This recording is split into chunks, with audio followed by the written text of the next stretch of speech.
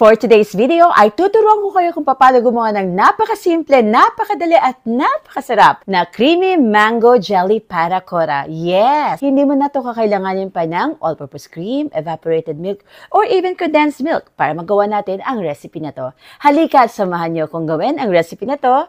And here is our ingredients. We will be needing 150 grams of Family's Choice Artisanal Fresh Mango Flavored Powdered Milk. Hindi na tayo gagamit ng evaporated milk, condensed milk, or even all-purpose cream dahil lahat ng yan ay nandirito na sa ating Family's Choice Artisanal Milky Cream Base. And that would be 150 grams. For our gelatin base naman, kakailanganin lang natin ng 3 tablespoons and of course, our 500 ml of water.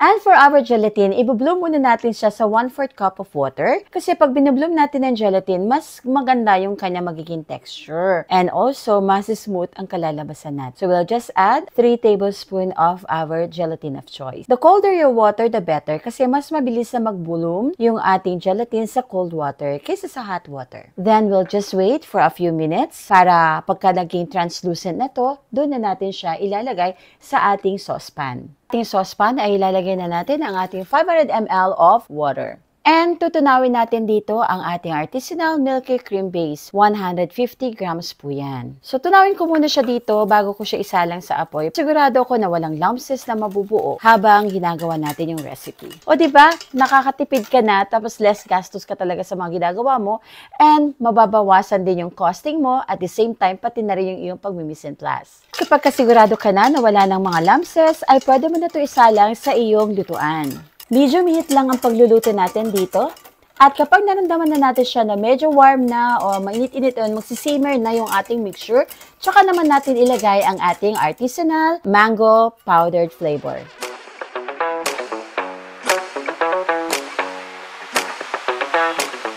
Once na natunaw na natin yung ating mango, pwede na natin ilagay ang ating bloom gelatin. Yan, so hayaan lang natin na matunaw na maigi yung ating bloom gelatin. Hayaan lang natin siya na kumulo at kapag kumulo na to, ready na kaagad ang ating creamy mango jelly panna cotta. So na at ready na, sasalain ko muna ang ating mixture. Ginagawa ko talaga to para maiwasan ko may mga hindi pa natunaw, pang safety, para talaga naman smooth and creamy ang kalalabasan ng ating recipe. Saka na natin siya ilalagay sa ating 80 ml na mga shot glasses or disposable shot glasses.